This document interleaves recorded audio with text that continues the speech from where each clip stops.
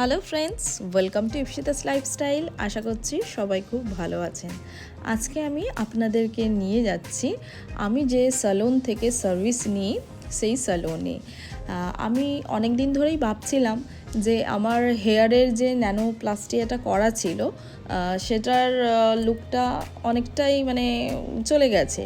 তো সেই কারণে আমারও ট্রিটমেন্ট নেবার ছিল, বাট সামহাও আমিও টাইম করে উঠতে পারছিলাম না। তবে মধ্যিখানে আমি একবার ভিজিট করেছিলাম আমার স্যালনে, বাট হালকা ফুলকা কাটিং করে আমি চলে যাই, কারণ আমার যিনি হেয়ার ড্রেসার ছিলেন উনি দিল্লিতে ছিলেন ওনার ওয়েডিং পারপাসে।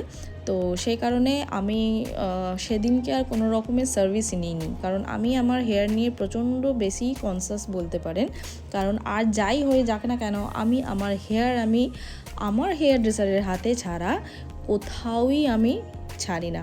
বিগত 10-12 বছরের ওপর হয়ে গেল আমি ওর কাছেই সমস্ত কিছু করি, আমার হেয়ারের ট্রিটমেন্ট বলুন, কালার বলুন। তো আজকে আমার ইচ্ছা আছে যে আজ আমি হেয়ারে বোটক্স করাবো, কারণ বোটক্সটা করালে না হেয়ার সত্যি প্রচণ্ড ভালো থাকে আর হেলদি থাকে। তো সেই কারণে আর আমি এটাও ভাবলাম তার সাথে যে একটু যদি কালারটাও করে নেওয়া যায়, কারণ বালিয়াজ আগে আমার হেয়ারে করাই ছিল। তো সেই কারণে আমার খুব বেশি কালারের এই মুহূর্তে দরকার নেই। হালকা ফুলকা কোনো গ্লোবাল টাচ আপ করলেই সেটা চলে যাবে।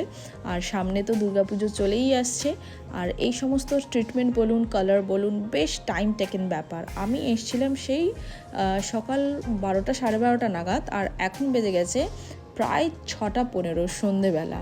তো বুঝতেই পারছেন কত টাইম নিয়ে ধরে ধরে কাজ ইনি করেন আমার হেয়ার ড্রেসার।